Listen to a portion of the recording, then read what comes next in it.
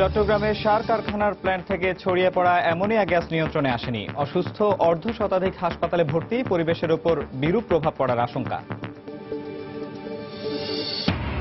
অক্টোবরের মধ্যে আন্তর্জাতিক অপরাধ ট্রাইব্যুনাল সরিয়ে নিতে বলল সুপ্রিম কোর্ট। বিভিন্ন মহলের তীব্র প্রতিক্রিয়া, আদালত না সরানোর দাবি। 15 দফা দাবিতে নৌ শ্রমিক সংগ্রাম পরিষদের ডাকে সারা দেশে নৌ ধর্মঘট। মালিকপক্ষের সিদ্ধান্তে মঙ্গলবার রাত থেকে কয়েকটি রুটে চলছে নৌযান। ঈদে বাসের আগাম টিকিট বিক্রি শুরু, রাজধানীর বিভিন্ন কাউন্টারে প্রত্যাশীদের ভিড়, টিকিট না পাওয়ার অভিযোগ। এবং মিথ্যা মামলা ও গুমের অভিযোগ তুলে কান্নায় ভেঙে পড়লেন মির্জা ফখরুল। গুম করে দেয়, খুঁজে পাওয়া যায় না। নতুন নতুন আইন হচ্ছে, এই আইনে এখন কথাও বলা যাবে না।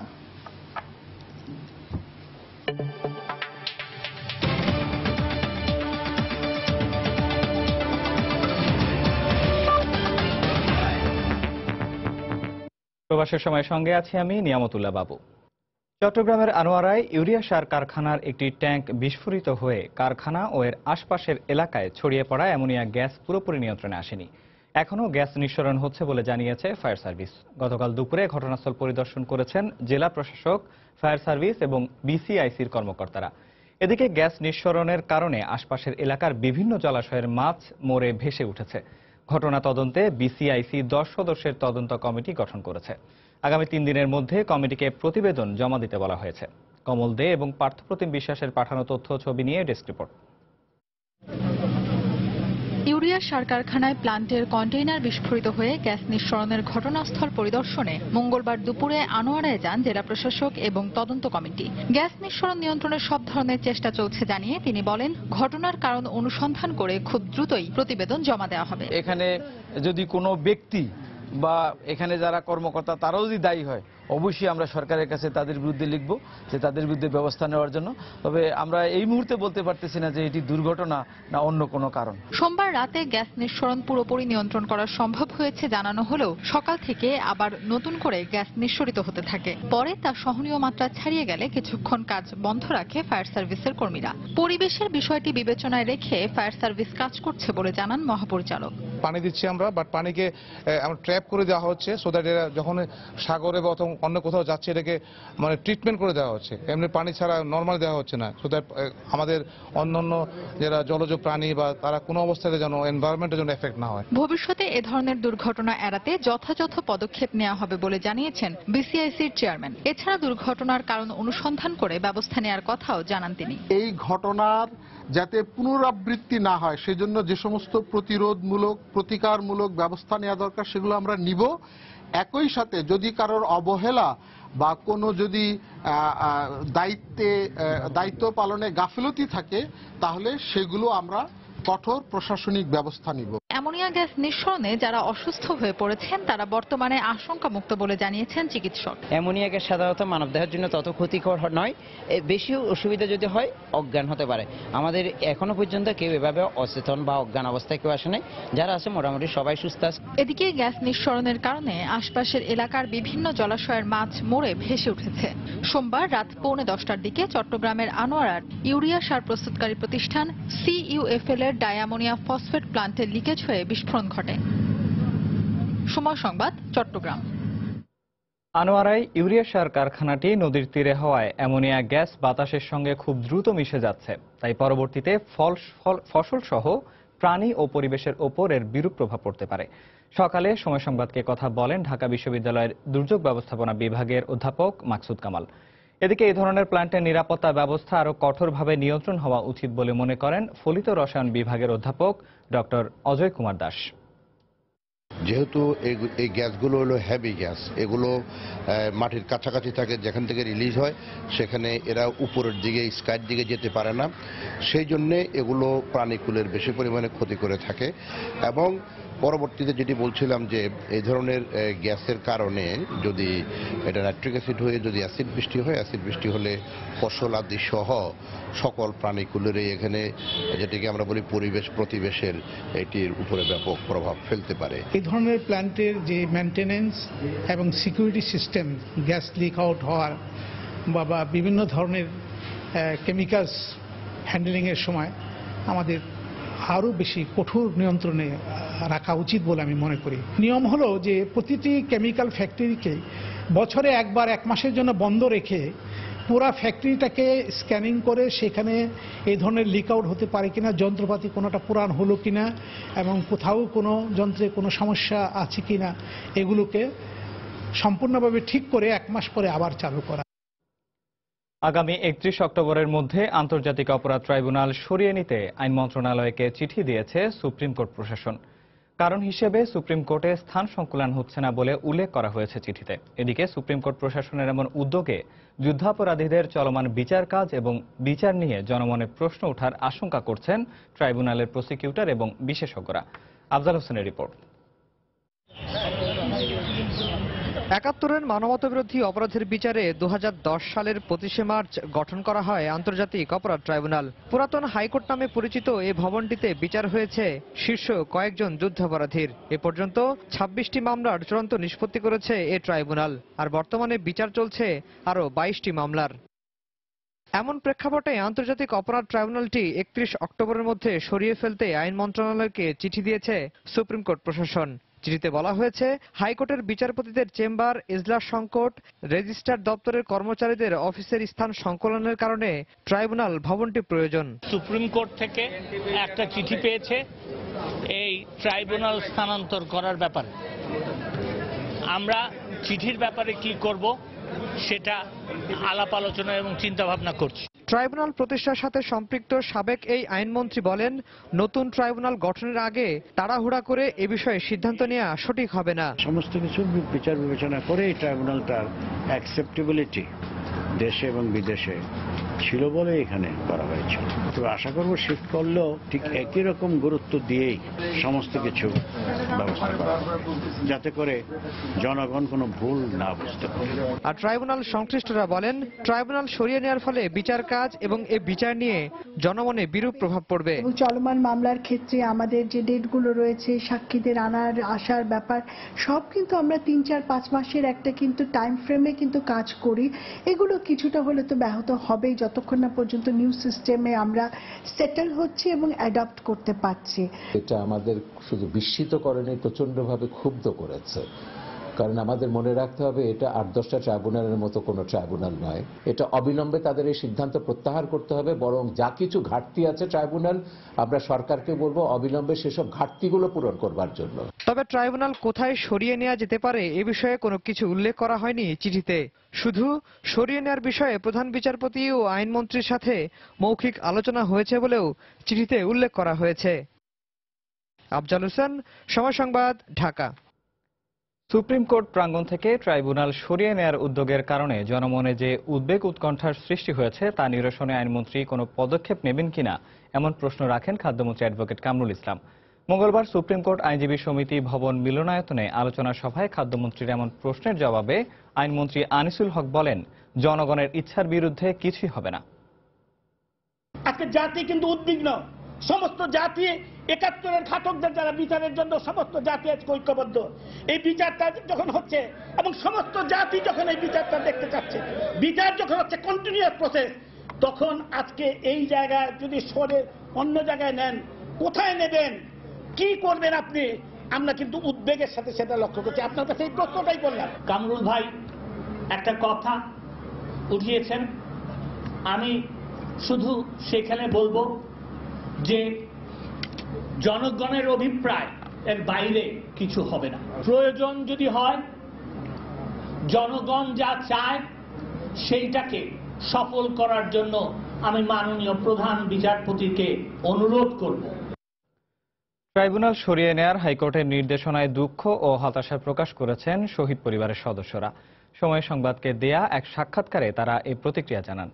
এ সময় তারা এই ধরনের সিদ্ধান্ত থেকে সরে আসতে কর্তৃপক্ষের প্রতি আহ্বান জানান। এই ট্রাইব্যুনাল এখানে বিচার করেছেন এবং আমরা সেই ন্যায় বিচারটা পেয়েছি।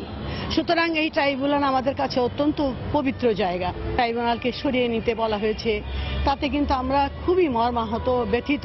এই জায়গাটিকে যদি সরিয়ে না নেওয়া হয় তাহলে আমরা নতুন করে আমরা আবার আঘাত পাবো যে আমাদের এই শহীদ পরিবারের আবেগের জায়গাটিতে আপনারা হাত দেবেন না। আমাদের ভেতরের যে রক্তক্ষরণ, সেই রক্তক্ষরণটিকে আপনারা দয়া করে আর বাড়িয়ে দেবেন না। ট্রাইব্যুনাল পরিবর্তনের যে চিঠি, সেটা আমাদেরকে হতাশাগ্রস্ত করছে। আমরা মনে করি যে এইটাকে শক্ত হাতে দমন করতে হবে। দরকার হলে সব শহীদ পরিবার থেকে শুরু করে সমস্ত মুক্তমানা মানুষদেরকে এটাকে রুখতে হবে। আমরা অত্যন্ত মর্মাহত, ক্ষুব্ধ এবং শঙ্কিত। কেউ যদি মনে করেন যে যুদ্ধাপরাধের বিচারটাকে লঘুভাবে নেওয়া যায়, এখন যথেষ্ট করা হয়ে গেছে, তারা ভুল করবেন। কারণ তখন কিন্তু যুদ্ধাপরাধীদের আক্রমণ যা দেখছে বাংলাদেশ, তার থেকে অনেক বেশি আক্রমণ তাদেরকে আরো দেখতে হবে বলে আমরা শঙ্কিত বোধ করি। প্রবাসের সময় আরো থাকছে। নরসিংদীতে ধর্ষণ ও ভিডিও চিত্র ধারণ মামলায় 6 জনের ফাঁসির আদেশ। গাজীপুরে নারী পোশাক শ্রমিককে হত্যার দায়ে 2 জনের মৃত্যুদণ্ড।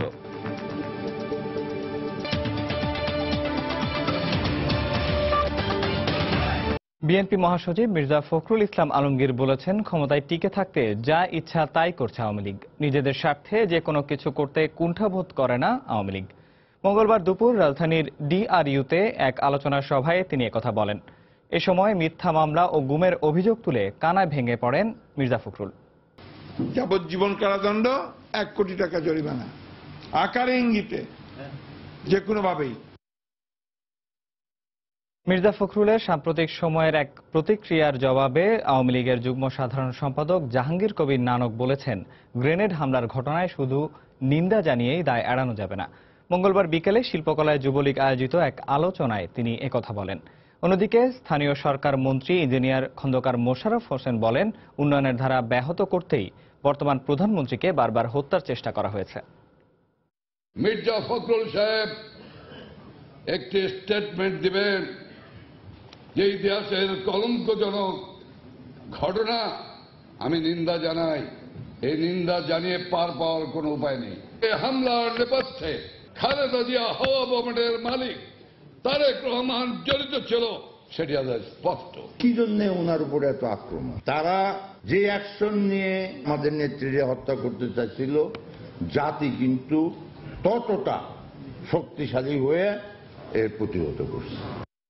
টেকসই উন্নয়ন লক্ষ্যমাত্রা অর্জনে সুপেয় পানি সরবরাহ নিশ্চিত করতে পানি সংরক্ষণ ও নিরাপদ পানি সরবরাহে জেলা পরিষদের জলাশয় পুনঃখনন ও সংস্কার প্রকল্পের অনুমোদন দিয়েছে জাতীয় অর্থনৈতিক পরিষদের নির্বাহী কমিটি একনেক।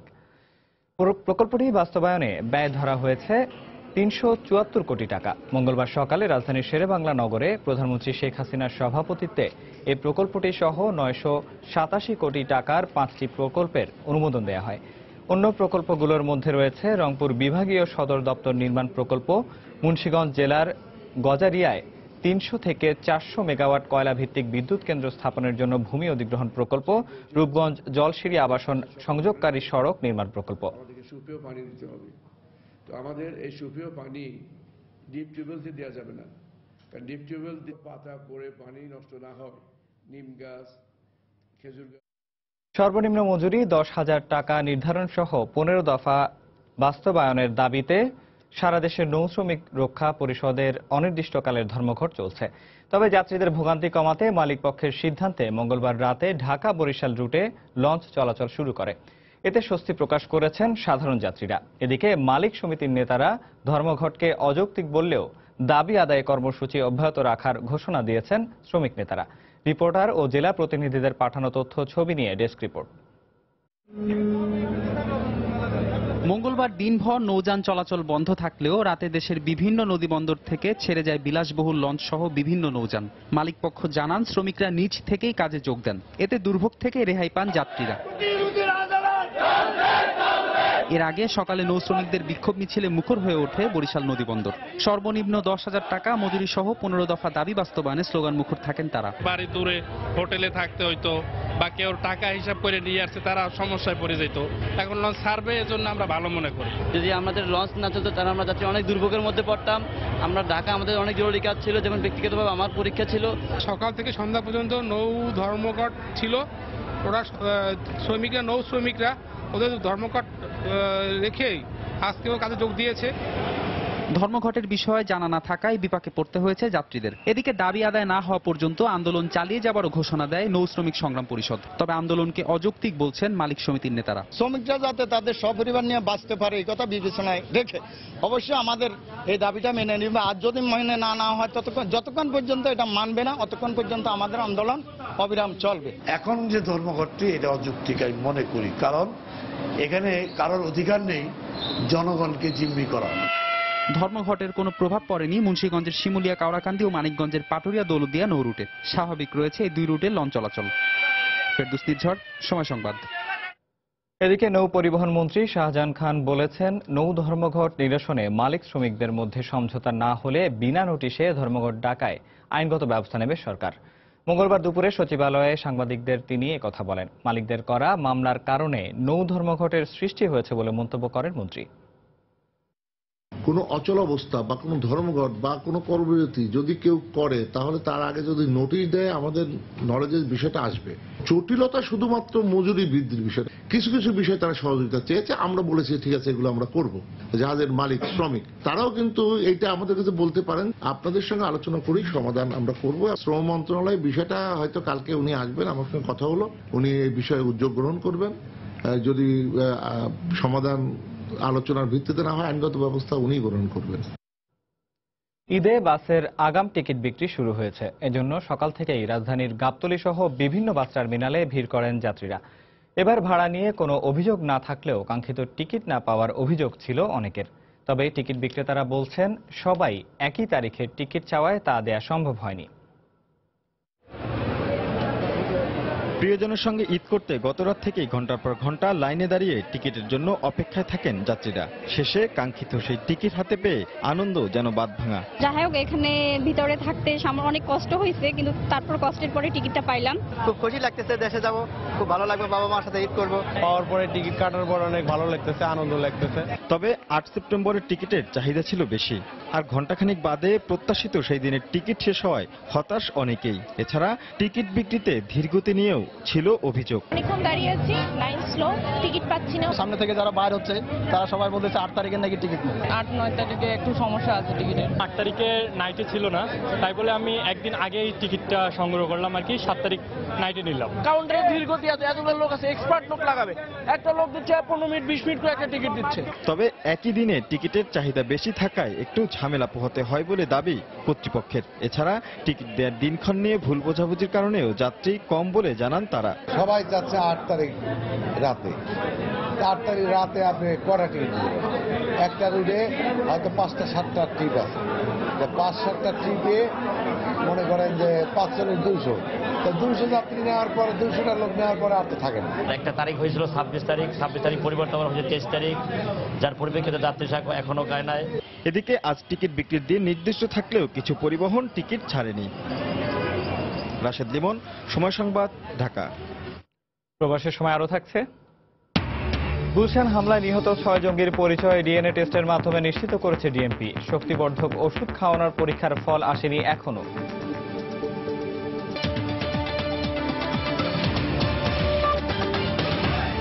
নরসিংদীতে এক নারী শ্রমিককে ধর্ষণের দায়ে ৬ জনকে মৃত্যুদণ্ডাদেশ দিয়েছেন আদালত। মঙ্গলবার দুপুরে নারী ও শিশু নির্যাতন দমন ট্রাইব্যুনালের বিচারক শামীম আহমদ এ রায় দেন। মামলার বিবরণে জানা যায়, ২০১৩ সালের ২৩ মে পলাশ উপজেলার বাগপাড়া এলাকায় একটি কোম্পানির এক নারী শ্রমিককে অপহরণের পর ধর্ষণ করে স্থানীয় বখাটে আশিকুর ও তার সহযোগীরা। এ সময় ধর্ষণের দৃশ্য মুঠোফোনে ধারণ করে তারা।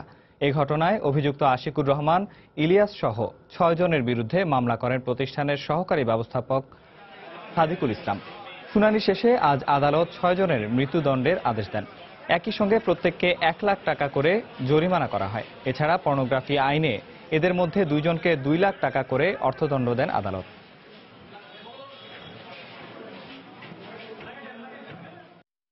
ছয়জন আসামিকে ৯-৩ ধারায় এই মৃত্যুদণ্ড দিয়েছে এবং পর্নোগ্রাফি অ্যাক্টের ৮ ধারাতে সবাইকে ২ জনকে ৭ বছর করে সশ্রম কারাদণ্ড দিয়েছে এবং প্রতিজনকে ২ লক্ষ টাকা করে জরিমানা ধার্য করেছে। এদিকে গাজীপুরে নারী পোশাক শ্রমিককে হত্যার দায়ে 2 জনকে মৃত্যুদণ্ডাদেশ এবং 2 জনকে যাবজ্জীবন কারাদণ্ডাদেশ দিয়েছেন আদালত। মঙ্গলবার জেলা দায়রা জজ আদালতের বিচারক AKM এনামুল হক এ আদেশ দেন। মামলার বিবরণে জানা যায় 2014 সালের 15ই আগস্ট শ্রীপুরে পোশাক শ্রমিক রূপালী খাতুনকে অপহরণ করে স্থানীয় কালাম, ইকবাল ও তাদের 2 সহযোগী। পরদিন স্থানীয় একটি মাঠ থেকে তার লাশ উদ্ধার করে পুলিশ। এই ঘটনায় অভিযুক্ত 4 জনের বিরুদ্ধে মামলা করা হয়। যুক্তিতর্ক শেষে আজ রায় ঘোষণা করেন আদালত। রায়ে ইকবাল ও কালামকে মৃত্যুদণ্ড ও অপর 2 জনকে যাবজ্জীবন কারাদণ্ডাদেশ দেয় আদালত।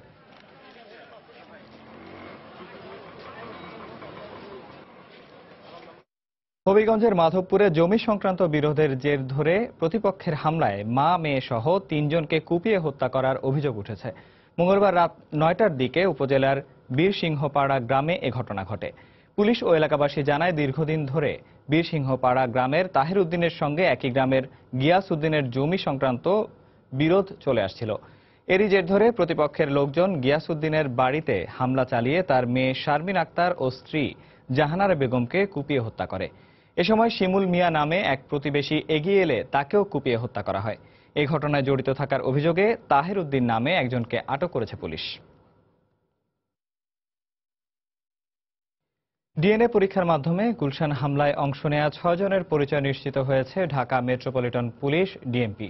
তবে হামলায় অংশ নেওয়ার আগে জঙ্গিরা শক্তিবর্ধক কোনো ওষুধ খেয়েছিল কিনা সে পরীক্ষার ফলাফল এখনো আসেনি। মঙ্গলবার সকালে ডিএমপির মিডিয়া সেন্টারে সাংবাদিকদের সঙ্গে আলাপে একথা জানান ডিএমপির গণমাধ্যম শাখার উপকমিশনার। এছাড়া হাসনাত ও তাহমিদের কাছ থেকে পাওয়া তথ্য যাচাই বাছাই চলছে বলেও জানান তিনি। খান মোহাম্মদ রুমেলের রিপোর্ট। 1 জুলাই গুলশানের নৃশংস হামলার পর আইনশৃঙ্খলা বাহিনীর বিশেষ অভিযান অপারেশন থান্ডারবোল্টে নিহত হয় 6 সন্দেহভাজন জঙ্গি। পরবর্তীতে তাদের মরদেহের ময়নাতদন্তের পর ডিএনএ পরীক্ষা এবং হামলার আগে তারা শক্তিবর্ধক কোনো ওষুধ খেয়েছিল কিনা এই 2টি বিষয় সহ আরো কয়েকটি পরীক্ষার জন্য আলামত সংগ্রহ করে তদন্তকারী সংস্থা। এরপর নিহতদের স্বজনদের সঙ্গে তাদের ডিএনএ মিলিয়ে দেখা হয়। তবে ডিএনএ পরীক্ষার ফলাফল আসলেও শক্তিবর্ধক ওষুধ খাওয়ার বিষয়টি নিশ্চিত হওয়া যায়নি এখনো। বিজ্ঞ আদালতের অনুমতি নিয়ে আমরা সেই নমুনা আমরা FBI যে ইনভেস্টিগেশন ল্যাবরেটরিতে আমরা প্রেরণ করেছিলাম, এখন পর্যন্ত সেই বিষয়ে আমরা কোনো সুস্পষ্ট মতামত পাইনি। ডিএনএ পরীক্ষার ফলাফল পাওয়া গেলেও জঙ্গিদের মরদেহ হস্তান্তর কিংবা লাশ দাফনের সিদ্ধান্ত নিতে আরও কিছুটা সময় লাগবে। হস্তান্তরের বিষয়টি মূলত তদন্তকারী কর্মকর্তার বিষয়। তার যদি আরও পরীক্ষা নিরীক্ষার কোনো প্রয়োজন থেকে থাকে তদন্তের ক্ষেত্রে, তাহলে সেক্ষেত্রে তদন্তকারী কর্মকর্তা সে বিষয়ে আইন অনুযায়ী ব্যবস্থা গ্রহণ করবেন। এছাড়া গুলশান হামলার ঘটনায় সন্ত্রাস বিরোধী আইনে করা মামলায় গ্রেফতার হাসনাত করিম এবং এই ঘটনায় 54 ধারায় আটক তাহমিদ 2 দফা রিমান্ড শেষে বর্তমানে কারাগারে রয়েছে। পুলিশ বলছে রিমান্ডে এই 2 জনের কাছ থেকে পাওয়া তথ্য যাচাই বাছাই চলছে। সেই রিমান্ডের ক্ষেত্রে আমরা যে তথ্য পেয়েছি এটা আমাদের যাচাই বাছাইয়ের ক্ষেত্রে আমরা যেটা মনে করি সেটা পর্যাপ্ত নয়। পরবর্তীতে আমরা যদি প্রয়োজন হয় তাহলে আমরা আরো তাদেরকে জিজ্ঞাসাবাদ করতে পারি। পুলিশ কর্মকর্তা আরো বলেন, গুলশান হামলার ঘটনায় করা মামলাকে সর্বাধিক গুরুত্ব দিয়ে তদন্ত করা হচ্ছে। এ ব্যাপারে যে কোনো ধরনের তথ্য দিয়ে সহায়তা করার জন্য নাগরিকদের প্রতি অনুরোধ তার। খান মোহাম্মদ রুমেল, সময় সংবাদ, ঢাকা। কেরানীগঞ্জের নতুন কারাগারের অব্যবস্থাপনা নিয়ে ক্ষোভ প্রকাশ করেছেন জাতীয় মানবাধিকার কমিশনের চেয়ারম্যান কাজী রিয়াজুল হক। মঙ্গলবার দুপুরে কারাগার পরিদর্শন শেষে তিনি বলেন, অব্যবস্থাপনার জন্য দায়ী কর্মকর্তাদের অপসারণের পাশাপাশি শাস্তির আওতায় আনতে হবে। ৭৫৪২ জন ইনমেট আজকে আছে, আর এদের ধারণ ক্ষমতা হচ্ছে ৪৫৯০। প্রাণের সময় তো ত্রুটি ছিল, এই যে বিষয়গুলো রয়েছে এটা ত্রুটিগত, এটাতে ওই পরিকল্পনার সময় ত্রুটি ছিল। এবং আমি দেখেছি যে এটার জন্য বলা হয়েছে আমরা প্রজেক্ট ম্যানেজারকে বদলি করে দিয়েছি। প্রজেক্ট ম্যানেজারকে বদলি করলে তো চলবে না, যাদের ত্রুটির জন্য এত টাকা খরচ করার পরেও এটা তো এদেশের জনসাধারণের পয়সা। এবার প্রবাসের খবর। চলতি বছর হজ পালনে সৌদি আরবে পৌঁছার পর এ পর্যন্ত 8 বাংলাদেশি হাজির মৃত্যু হয়েছে। এর মধ্যে 4 জন নারী ও 4 জন পুরুষ বলে জানায় হজ মিশন। এরা হলেন গাজীপুর সদরের জামিলা আক্তার, বগুড়ার কাহালু উপজেলার মরিয়ম বেগম, ব্রাহ্মণবাড়িয়ার কসবার আবুল হাশেম ও সরাইল উপজেলার জোহরা খাতুন, পাবনার চাটমোহর উপজেলার নুরুজ্জামান কাশেমি, চট্টগ্রামের আনোয়ারার রাহান উদ্দিন, রংপুর সদরের উপজেলার হলল উদ্দিন আহমেদ। তবে একজনের পরিচয় হজ মিশন এখনও নিশ্চিত করতে পারেনি। মক্কার বাংলাদেশ হজ অফিসের পক্ষ থেকে বলা হয়েছে, বেশিরভাগ হজ যাত্রী বার্ধক্যজনিত কারণে মারা গেছেন। এবছর 1,01,758 জন বাংলাদেশির হজ পালনের কথা রয়েছে।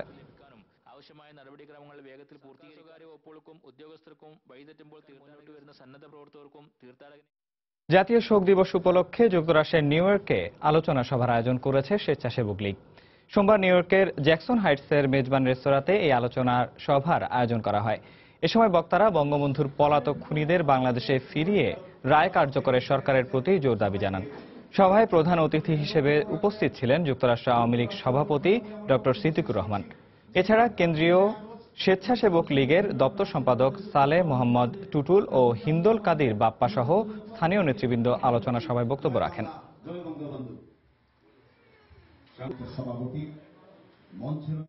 21শে আগস্ট গ্রেনেড হামলার বর্ষপূর্তি উপলক্ষে নিহতদের স্মরণে আলোচনা সভার আয়োজন করে ফ্রান্স আওয়ামী লীগ। রোববার প্যারিসের স্থানীয় একটি রেস্তোরাঁয় এ সভার আয়োজন করা হয়। অনুষ্ঠানের শুরুতে গ্রেনেড হামলায় নিহতদের উদ্দেশ্যে 1 মিনিট নীরবতা পালন করা হয়। এ সময় বক্তারা 21 আগস্ট গ্রেনেড হামলার সঙ্গে তারেক রহমানের জড়িত থাকার অভিযোগ এনে তার শাস্তির দাবি করেন। ফ্রান্স আওয়ামী লীগের সভাপতি মহিসিন উদ্দিন খান লিটনের সভাপতিত্বে ও সাধারণ সম্পাদক দিলওয়ার হোসেন কায়েসের পরিচালনায় আলোচনা সভায় আরও বক্তব্য রাখেন মঞ্জুরুল হাসান সেলিম, আশরাফুল ইসলাম, সেলিম ওয়াদা, সেলু, হাসান সিরাজ সহ বেশ কয়েকজন নেতৃবৃন্দ।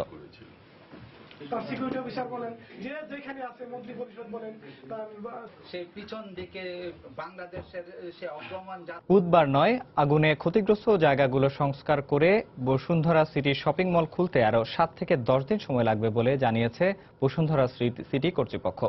তবে দোকান মালিকদের গুরুত্ব বিবেচনা করে ধীরে ধীরে সবাইকে মার্কেটে প্রবেশের অনুমতি দেওয়া হবে বলেও জানান তারা। মঙ্গলবার বিকেলে বসুন্ধরা সিটির ভিতরে পরিদর্শন শেষে সাংবাদিকদের একথা জানায় বসুন্ধরা কর্তৃপক্ষ। এছাড়া অগ্নিকাণ্ডে 6 তলা সি ব্লকের সব দোকানের পাশাপাশি 7 তলায়ও বেশ কিছু দোকান ক্ষতিগ্রস্ত হয়েছে বলেও জানান তারা। 6 তলার সি ব্লকের অধিকাংশ দোকান ক্ষতিগ্রস্ত হয়েছে এবং 7 তলাও কিছু আংশিক দোকান ক্ষতিগ্রস্ত হয়েছে। মার্কেটে ক্রেতা সাধারণের আসার উপযোগী এবং ব্যবসা পরিচালনা করার জন্য যে সমস্ত উপযোগী প্রয়োজন তাতে কমপক্ষে আরো বেশ কিছুদিন সময়ের আমাদের দরকার। যেভাবে আমি সমস্ত থরো স্টাডি করেছি, যদি আমি বলি যে বুধবারে খুলবো, এটা একটা বাতুলতা হবে, এটা সঠিক তথ্য প্রদান করা হবে না। এই জন্য আমরা বলছি আমরা যথাসম্ভব শীঘ্র এটা চালু করব। শর্টেস্ট পসিবল টাইম 7 থেকে 10 দিন।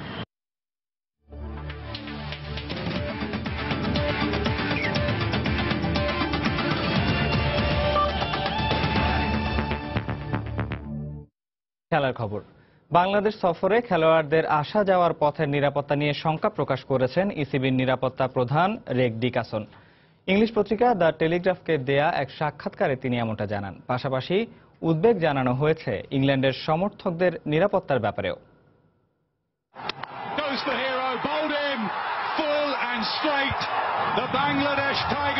সবকিছু চূড়ান্ত।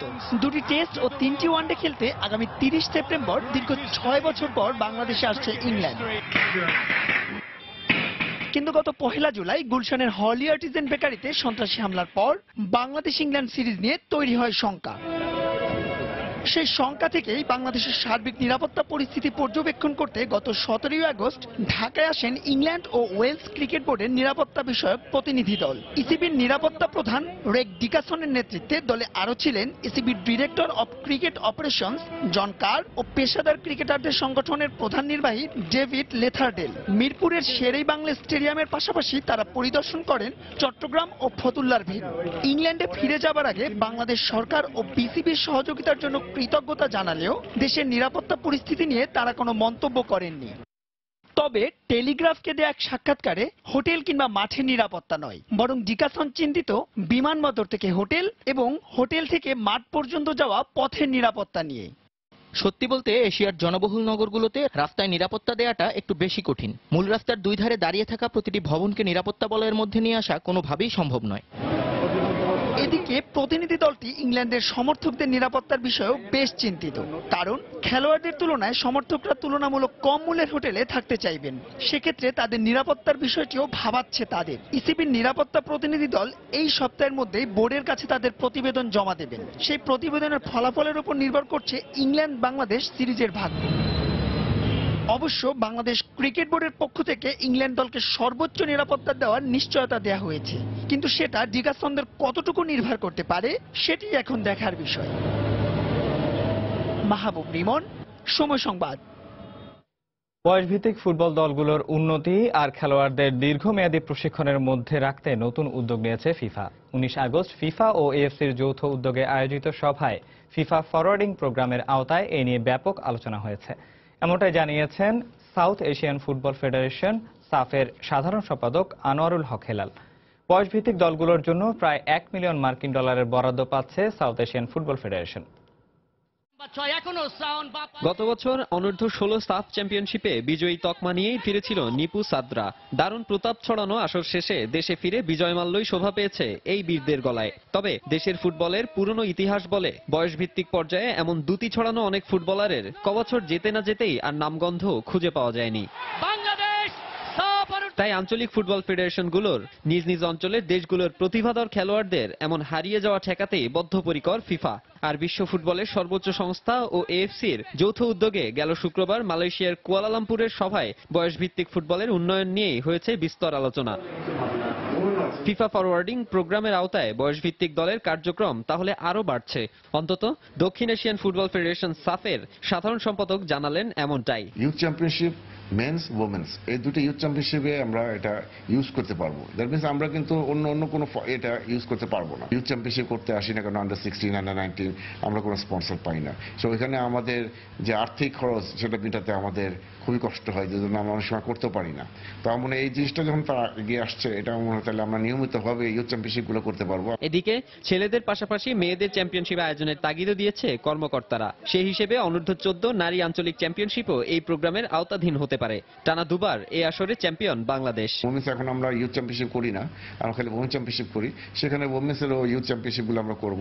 এই ইউথ চ্যাম্পিয়নশিপ করলে এই ফান্ডিংগুলো এগুলো রিইম্বার্সমেন্ট আমরা হয়তো পেতে পারি ফিফা থেকে। এফেক্টিভ হবে 1 জানুয়ারি 2017। দ্যাট মিনস এই ডেভেলপমেন্ট প্রোগ্রামটা এফেক্টিভ হবে আগামী বছর থেকে। বড়দের ফুটবলে সাফল্যের গল্পগাথায় ধুলো জমেছে আগেই, কিন্তু ফিফা এফসির এই মিটিং এ জাতীয় দলের ভবিষ্যৎ কাণ্ডারীদের নিয়ে যে সুখবর এসেছে, সে সুসংবাদের রেশ থাকতে থাকতেই 25 আগস্ট কলম্বোয় সাফের সভায় অংশ নিতে 23 আগস্ট বিমানে চড়বেন সাফ সেক্রেটারি। মাকসুম আলম খান, সময় সংবাদ, ঢাকা। এই পর্যায়ে শীর্ষ সংবাদ জানিয়ে দিচ্ছি আরেকবার। চট্টগ্রামের সার কারখানায় প্ল্যান্ট থেকে ছড়িয়ে পড়া অ্যামোনিয়া গ্যাস নিয়ন্ত্রণে আসেনি। অসুস্থ অর্ধশতাধিক হাসপাতালে ভর্তি, পরিবেশের ওপর বিরূপ প্রভাব পড়ার আশঙ্কা। অক্টোবরের মধ্যে আন্তর্জাতিক অপরাধ ট্রাইব্যুনাল সরিয়ে নিতে বলল সুপ্রিম কোর্ট। বিভিন্ন মহলের তীব্র প্রতিক্রিয়া, আদালত না সরানোর দাবি। 15 দফা দাবিতে নৌ শ্রমিক সংগ্রাম পরিষদের ডাকে সারা দেশে নৌ ধর্মঘট। মালিক পক্ষের সিদ্ধান্তে মঙ্গলবার রাত থেকে কয়েকটি রুটে চলছে নৌযান। ঈদে বাসের আগাম টিকিট বিক্রি শুরু। রাজধানীর বিভিন্ন কাউন্টারে প্রত্যাশীদের ভিড়, টিকিট না পাওয়ার অভিযোগ। এবং মিথ্যা মামলা ও গুমের অভিযোগ তুলে কান্নায় ভেঙে পড়লেন মির্জা ফখরুল। গুম করে দেয়, খুঁজে পাওয়া যায় না। নতুন নতুন আইন হচ্ছে, এই আইনে এখন কথাও বলা যাবে না।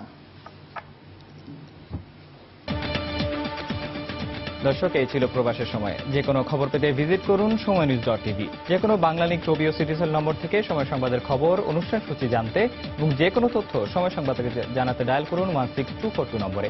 এছাড়া এই মাত্র পাওয়া খবর আপনার মোবাইলে পেতে SMS করুন *SN লিখে পাঠিয়ে দিন 16242 নম্বরে। সঙ্গে থাকুন সময়।